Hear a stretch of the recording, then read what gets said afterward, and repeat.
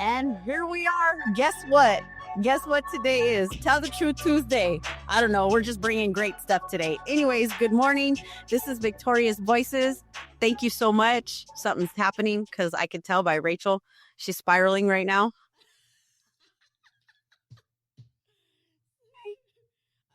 So we are here. We are live. I'm hoping that you guys can at least hear us. Good morning, fam. I love you, Maria, Izzy.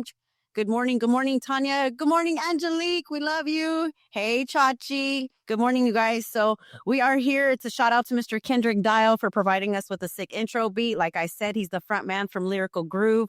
Please, if you ever get a chance, Google him, look him up, find him. He's super dope. And he's provided youth empowerment with just an amazing opportunity to highlight him, highlight his music. So we're very grateful to have him. So this is Victorious Voices. We're here at Youth Empowerment. My name is Niki Martinez. My pronouns are she, her, we. And look at who I have. What?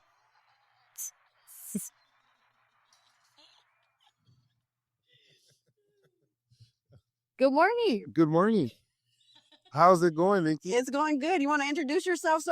My name is Arthur Arturo. Call me Arturo. Victorious Voices coming at you live with Victorious Voices from our youth, individuals, and families. Awesome. Thank you. So I'm going to go ahead and start out with a quote. I got to deposit something good into everybody. I hope that, you take heed, that you kind of just soak it in. If this is the one thing that you get throughout your day, I hope that it benefits your spirit and your soul in every interaction that you have moving forward. So the quote, are you ready, people? So never forget how far you've come, everything you have gotten through, all the times you have pushed on, even when you felt you couldn't. All the mornings you got out of bed, no matter how hard it was. All the times you wanted to give up, but you got through another day. Never forget how much strength you have learned and developed. That really resonated with me because I thought about all of the different times of being inside and just not wanting to get out of that bed, So, for all of our people that are out here that are pushing every single day, trust and believe that you're a lot stronger than you give yourself credit for. We have survived so many different things, as all of us have in our experiences and in our lives. We experience so many different things that knock us down, that hurt our hearts, that trouble our spirits, that put, bricks and boulders and different things in our path. However, we are where we are. And because of that, we need to understand and recognize the strength that got us there. And sometimes it's not always easy, So thank you guys for just listening. Thank you for allowing us to be able to deposit something into your lives. Thank you for watching. And we have some good highlights we're getting ready to bring up. Huh, boss? Most definitely. I had a dream to transfer from mute to now talking. I'm getting the hang of that. I got to ask one quick question. Does this sound, the voice, the mic, is it clear? How are we coming at you? How are we coming at you, guys? How are we coming at you? Does it sound good? Can we get a thumbs up? Testing. 1, 2, 3. You guys have no idea the challenges that we have gone through. And everybody's like, how do you guys not have it? And we're just like, you don't even know the different things that go into this. It is not an easy feat by any means. Most definitely, but that's where the resilience comes in, and we're working around the clock just to make this platform the best possible way. Yes, for sure. And I think the biggest thing is just giving out love. We want to be able to give out love. We want to be able to highlight voices. We want to elevate voices. We want to elevate people's experiences and lives, and at the same time be able to deposit something great into you. So thank you so much for being a part of this experience with us. We appreciate you guys. How you feeling, Niki? I feel anxious for whatever reason. My chest is a little bit tight, but also I feel like I wanted to work out this morning and I didn't get a chance to make it. So I feel like that's what it is. It's like my body's telling me oh, how dare you? Well, how dare you don't work out this morning? We've been on a consistent routine, getting up at 5 o'clock in the morning. I got to do it straight on the pavement. I get up 5 in the morning. Once I get up, I go about 3 miles in the dark. I take my dog with me, and I've been pretty consistent. I know you've been hitting that concrete. He asked me, he said, "Whoa, where are you working out at?" And I was like, "Oh, I get up, I take a shower, I go to the gym. I got OCD, guys. So I get up, I take a shower, I go to the gym, I go back to the house, I take another shower, and then I make it to work." And he's like, "Yeah, I just get up and hit that concrete." And I'm like, "Dang, you concrete jungling. We up in a shoe term up in here." Because that's what I'm used to. I signed up for all these memberships, right? YMCA, 24-hour fitness, and I never go.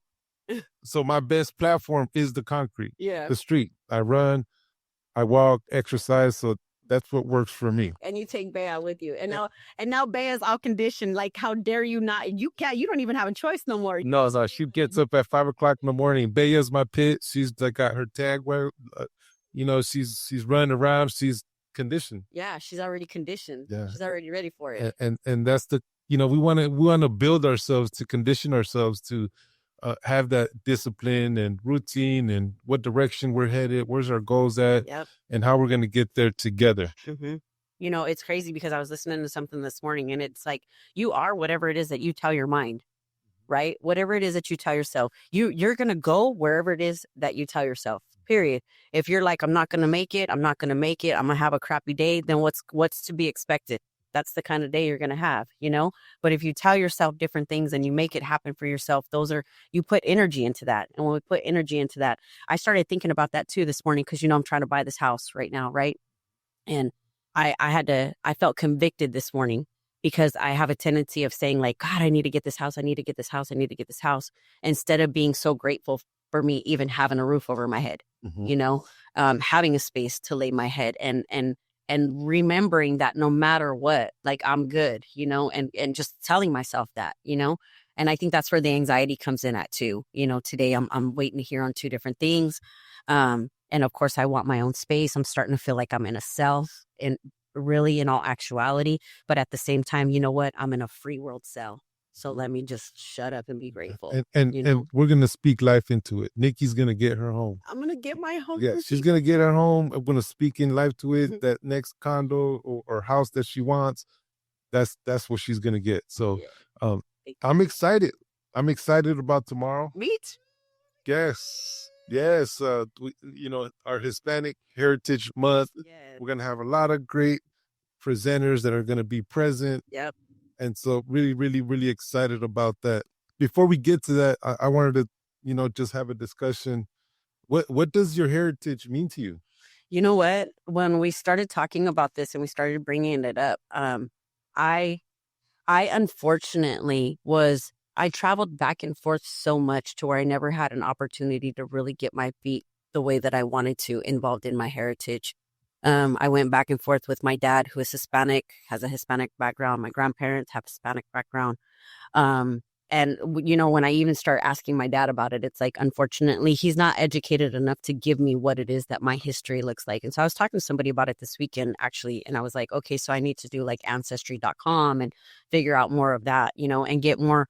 I want to be more connected to my culture and all of that. And I think so with my mom's American. So, I'd stay there with my dad 6 months, and then I would come out here and I would live with my mom 6 months. So I never got rooted enough into the culture. Yes, we had tamales for Christmas. That was the thing. Family was what I felt. It wasn't the culture, it was the family of that culture that I ended up feeling. But to get deep rooted into the culture, I feel like I've just been really deprived. And unfortunately, due to me being incarcerated from the age of 17 all the way up until I was 40 something, I feel like I lacked that opportunity to experience what culture looked like, because then it became prison culture and what that culture looked like for me. And that's what I adopted, and that's what I learned, and that's what I embraced, Wow. And for me, it was, we have similar backgrounds. We went away around the same age, but, I was blessed to have a mother on a Colombian side. And, while she was out here working in New York in the Bronx, she actually flew me to Colombia for a whole year. So during that year, I was able to, and I went there just speaking straight English, right? And I remember my mamita, my grandma named Zenobia, she would teach me Spanish, the culture of Colombia, and trust and believe, that's where I felt also the generational traumas and the community traumas that are present from poverty, violence, and everything. But I got to an opportunity to embrace that culture. Yeah. So that was a great gift. That was a great gift that she embedded into me with core beliefs and how to communicate with different cultures and different cultures are different. I remember at night, 5, 6 in the evening on the front porch, everybody's out there in the front porch, like just having a cup of coffee. The older ladies, they're having a conversation, getting their little cheese man on, right? Yeah, then that's part of their culture. Yeah. And so I definitely was embraced with that. And then I had an aunt that, she traveled the world and she just in different places, different countries, and she was able to bless me when I was 8, 9 years old and bring me to Spain and Portugal and even Japan and like that. That was definitely exciting for me. So out before my juvenile career, adult career started, I was able to embrace not only our culture but different culture. That's beautiful. So my thirst for cultures and history became phenomenal for me. Like I was always excited. So that's something that while I was in prison, Yeah. that I embraced. That's And cool. any documentary, PBS special that had to do the Globetrotters, right, on PBS and all that, Yeah. I'd get into it, and I put myself in there in their culture, and to this day, it has an influence on my way of thinking, on my way of being, because I feel that we're true revolutionaries now, Yeah. right?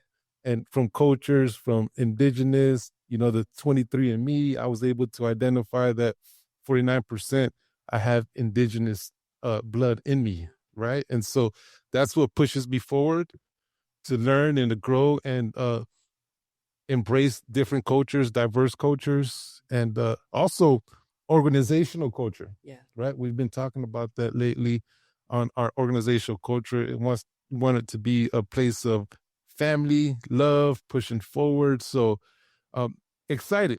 I'm excited about tomorrow, our event. Today, I want to highlight one of our ambassadors, Antonio Fernandez, also known as King Tone.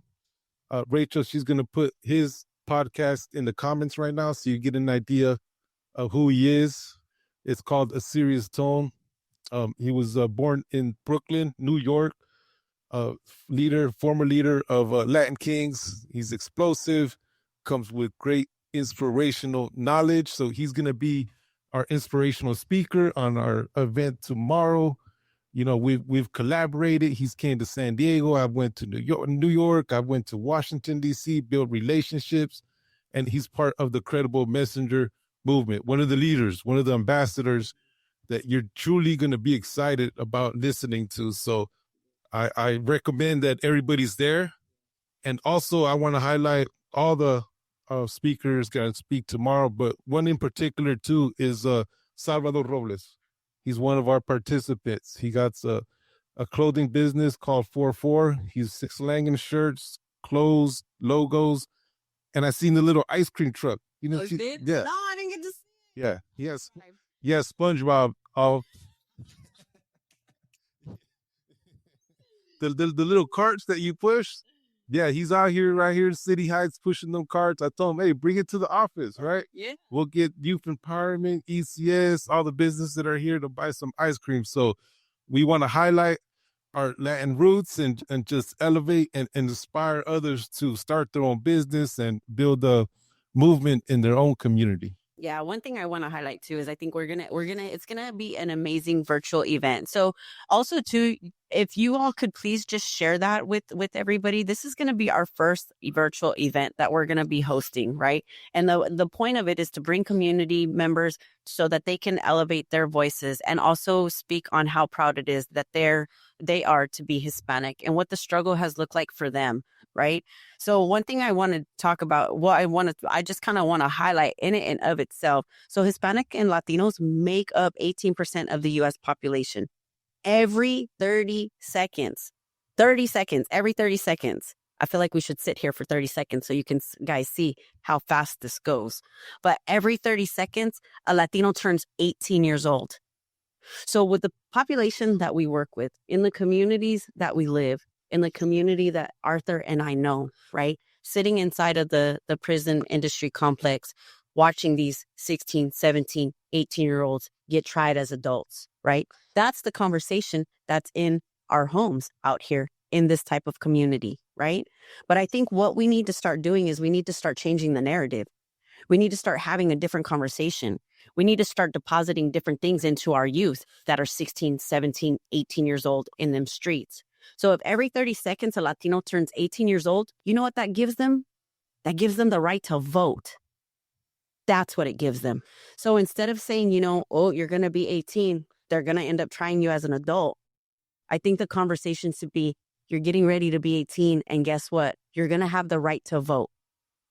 That's amazing. That's amazing. That's just a switch in the way that we see things, in the way that we identify, and in the conversations that we're having with these young people. I had to catch myself because I realized I work with the youth that are 15, 16, 17 years old.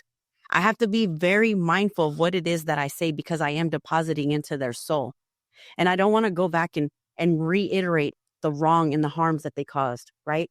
I want to sit there and I want to empower them and let them know outside of the box, there's so much more opportunity. So instead of our telling our youth, and this is just one little step we can take, right?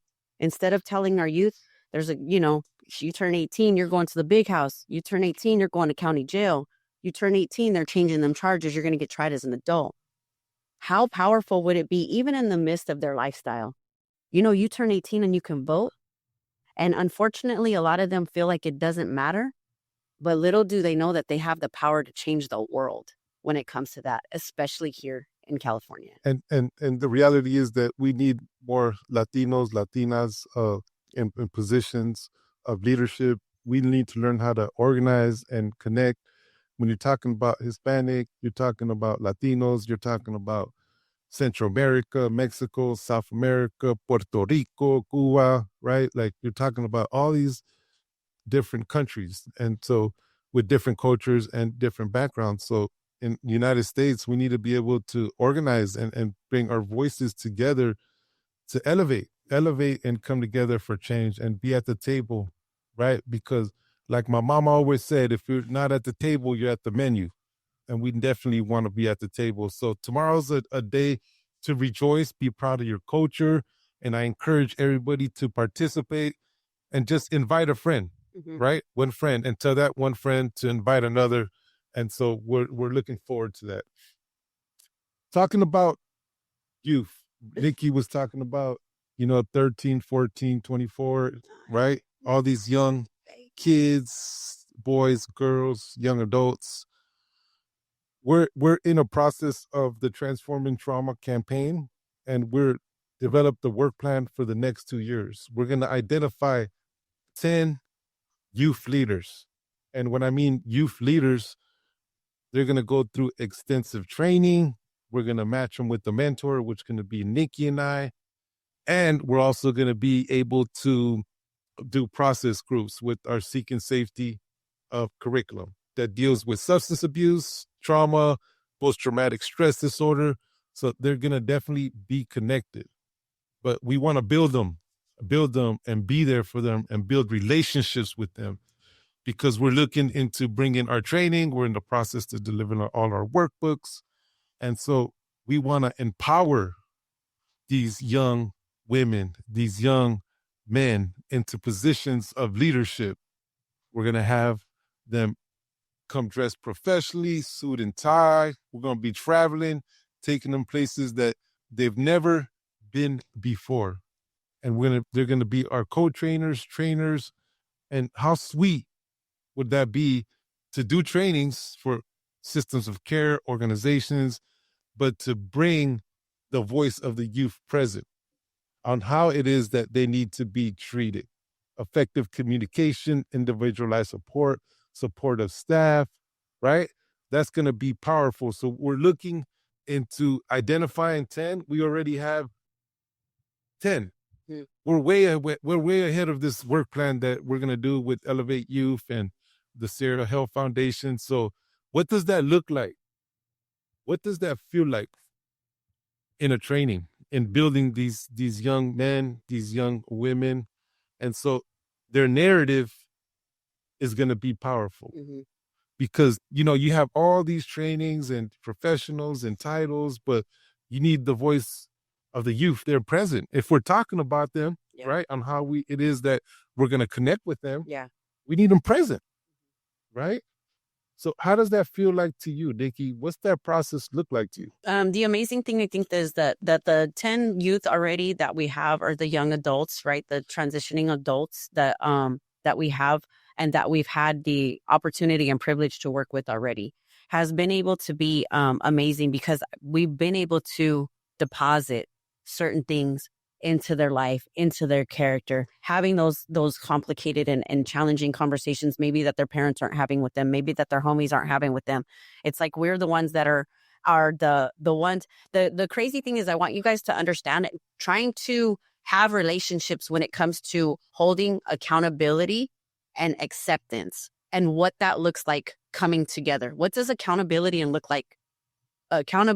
acceptance look like coming together, especially for the youth that are, you think about what you were doing 17, 18, 19, 20 years old, right? We all made horrible decisions. We all chose to do different things. Maybe that wasn't gratifying for what might a good life look like. And so I think about that, and I think about with the youth, it's like when we're talking about accountability, when we're talking about acceptance, we're also in a position right now, and thank you to the California Elevate Youth for providing us with an amazing opportunity to give them an opportunity. And that right there in it and of itself, I've had so many different people say, I want to work for youth empowerment. I want to, I want to roll with you guys. I want to do what you guys do.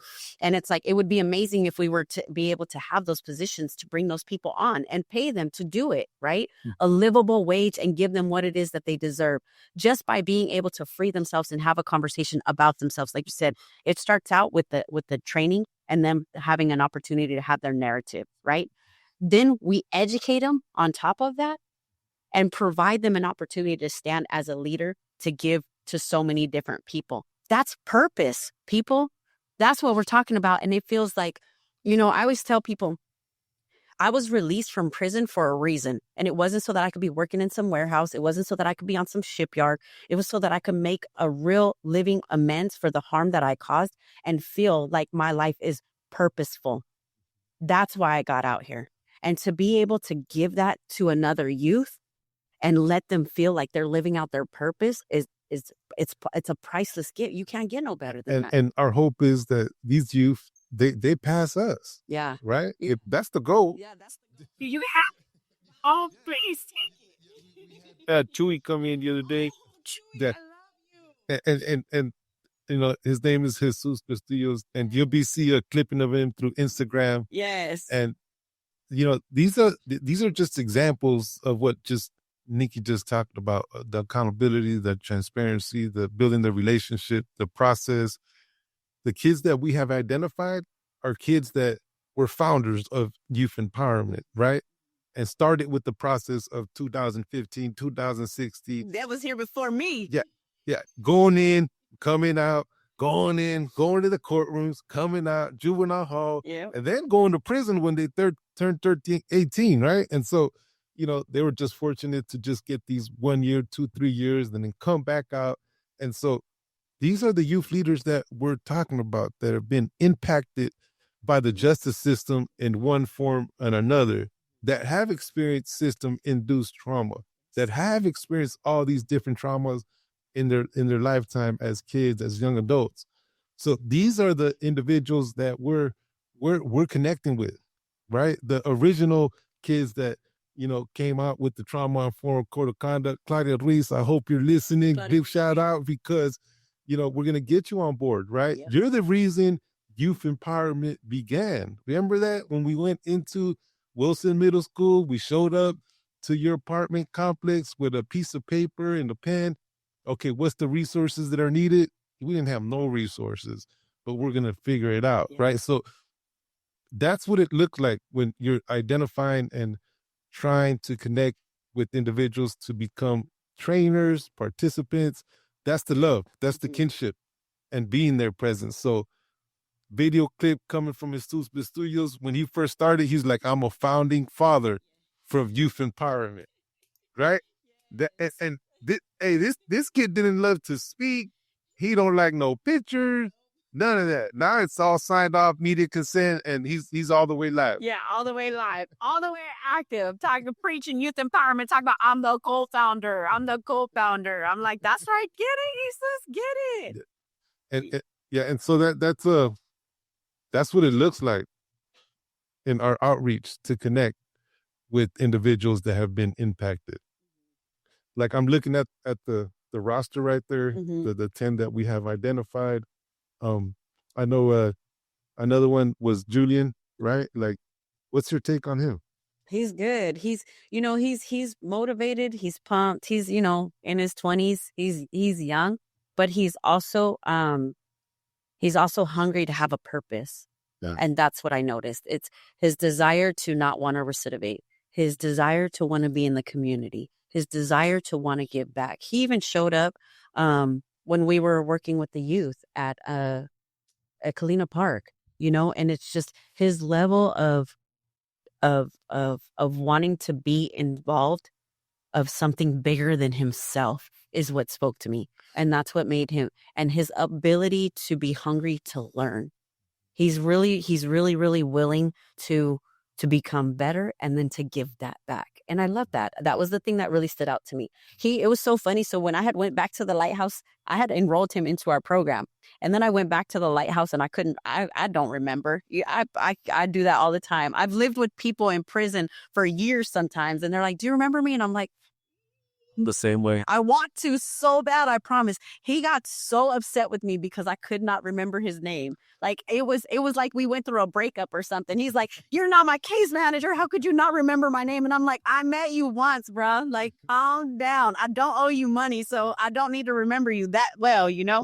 But no, but I could his spirit and his connection and his relatability and his ability to just connect with people. I was able to see that not just with the adult population. I was able to see that with him with the youth population. So he's so diverse in his skills and his abilities that I know that he would be an amazing, amazing leader. And the ability to communicate, right? Like when you're in juvenile hall, the first time I picked a book up wasn't out here in the free world. The first time I picked up a book was in juvenile hall, 2801 Meadowlark Drive, right? Ooh. And my favorite author was Sidney Sheldon. I remember the first book that I picked up. And so that ignited my imagination. Like, okay, at first I start reading a little slow and then it picked up. It just started picking up. I would read one book, 2 books. I read a book in 2 days. And so that's what these kids have went through. They are highly, highly, highly intelligent. Oh my God. Oh, trust and believe that. They'll swing one thing from another. If they could swing us too and, work it, they're going to work it, right? If we tell them we're going to give them 200, they want 400, right? That's where that motivation comes in from them. And so identifying what it is that their gift is, highlighting, elevating, and then, all this goes into their resume, right? Yep. And something that they could put in their resumes for their personal growth. So that's what it looks like to work with the juvenile justice impacted population. That's just a small taste of our process of, these are built in relationships from 5, 6, 7 years and going through their process, right? And figuring out when is their time for them to make that ultimate choice. Because we could give them all the program in the world and be present and mentorship. But at the end of the day, they have to make that choice. Yep. And I think that's the biggest thing. You guys, I think that's the biggest thing is because they don't have the I was talking with this woman this morning, and I was saying the different opportunities that come our way are unfortunate that they don't provide us with the right platforms to create the opportunities that I don't want to say deserve because then it comes off as if we are entitled, but just the different opportunities that would elevate us to be a better version of ourselves out here in society, you know? And I feel like the youth are, you know, we get really innovative. We have them transferable skills, especially, you know, when we've been involved in any kind of lifestyles. We have the ability to be so much more. And when it's cultivated, they show up in that form. You know, I could be the best painter. I could be the best mechanic. I could definitely do all that, you know, but when we start giving different things and depositing different things into our youth, to build that leadership, and that's it. It's it. That's it. And, you know, there's, you know, on a closing note, like there's different type of mentoring, you know, there's mentors that want you to be a spit image of who they are, right? That's the way that they do their mentoring. Like, look, this is the way you need to be, and me being specific. This is how I did it. This is how you need to do it. There's the organizational mentorship where you just give that individual, that organization, all the tools that they need to move forward. You help them in building their capacity. And then there's mentorship where you build the relationship. And the ultimate goal is that you want this mentee to overpass you. Yep. Right? And you help support that. Right? And you help that support that goal so they could achieve their dreams. Yeah, for sure. And the way I love to mentor is that I want to see individuals overachieve us and be in positions of leadership as executives, CEOs, open up their own business, whatever their little hearts desire. Definitely. And I love that because that's what it's all about, you know, and empowering them and letting them know that they can become the best version of themselves. And with that, you know, it's so crazy. When I got off parole, everybody was like, oh, the sky is the limit. The sky is the limit, you know? And I was like, don't put no limits on me. Like, my life is limitless, you know?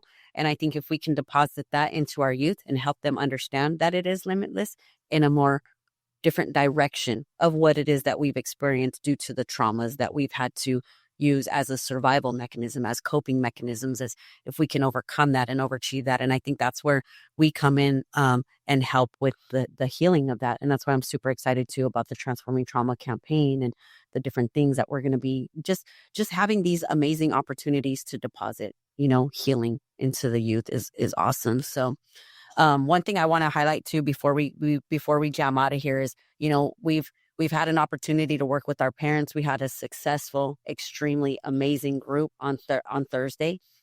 You want to say something about that? Parents on a Mission on Thursday.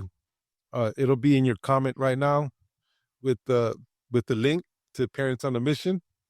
It's on Thursdays at 5 o'clock. 5 o'clock? Yeah, 5 o'clock, 5 to 6 o'clock. 5:30 to 6:30. Sorry, yeah, 5:30 to 6:30. This last group was explosive. We had all kinds of different walks of life, right? Like we had mothers, grandmothers, mothers that have stepped in positions of adopting, of being present, of becoming a mother when they're not a biological mother, of just, you know, a lot of strong women.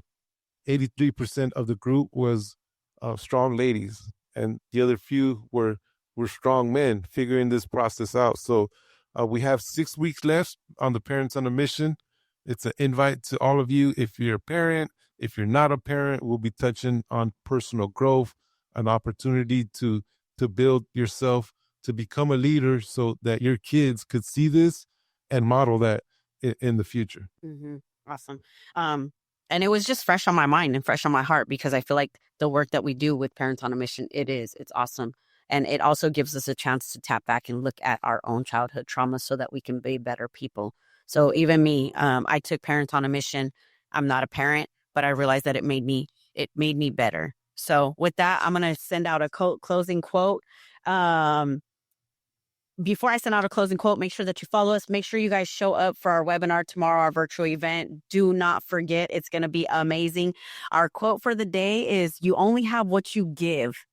It's by spending yourself that you become rich. What? Let's be rich, people. Let's be rich and give yourself in a positive way. This is it. If they're shutting us off, guys, they're telling us, hey, get off the air right now. I'm kicked out of there. This is like society, but Rachel's kicking me off of YouTube. So, you know,